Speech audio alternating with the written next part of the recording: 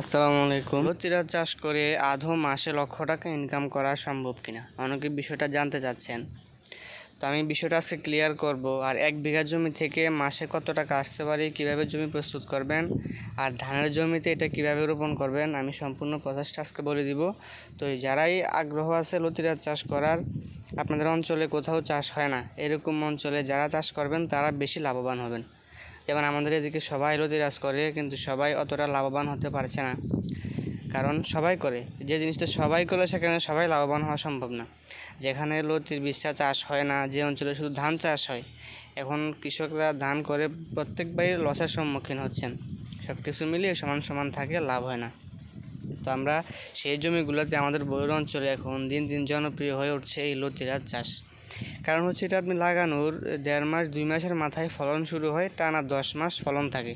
এটা 12 মাস বছরে যে কোনো সময় লাগাতে পারেন, যেহেতু 12 মাসই ফলন। এটা আপনার লাগানোর 2 মাস পর থেকেই ফলন শুরু হয়, 1 বছর জমিতে থাকে।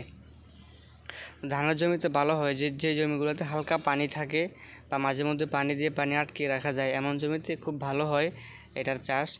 আর হচ্ছে ধানের জমিতে কীভাবে করবেন, ধান যেভাবে রোপণ করা হয় জমি চাষ দিয়ে হালকা কাদামাটি করে হালির মতো রোপণ করে দিবেন। 10-15 দিন পরে হালকা ইউরিয়া সার দিবেন।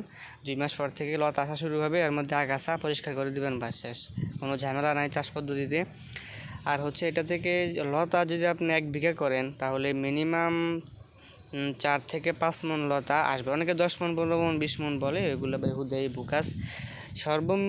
সর্বোচ্চ 5 থেকে 6 মণ আসতে পারে, আর সর্বনিম্ন 3 মণ 4 মণ তো থাকবেই, যদি ভালো করে 1 বিঘা আপনি ফলাতে পারেন।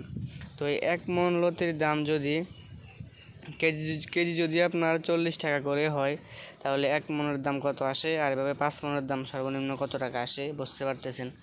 তাহলে মোটামুটি ভালো একটা ইনকামের রাস্তা এই লতিরাজ চাষ। অনেকে লতিরাজ চাষ করে, আমাদের এদিকে জমিও কিনেছি আলহামদুলিল্লাহ, এরকম রেকর্ডও আছে। তো অনেকে হাসাহাসি করবে, মূলত আসলে হাসাহাসি না, আপনি করেই দেখেন এটাতে কী পরিমাণে লাভ।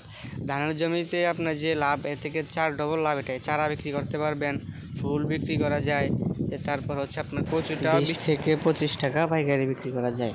তো যারাই হচ্ছে এ চারা নেবেন বা পরামর্শ করবেন, আমাদের স্ক্রিনে মোবাইল নাম্বার দেওয়া আছে, অবশ্যই লাগানোর আগে পরামর্শ নেবেন, কেমন জমি, কী অবস্থা, কেমন পানি থাকে।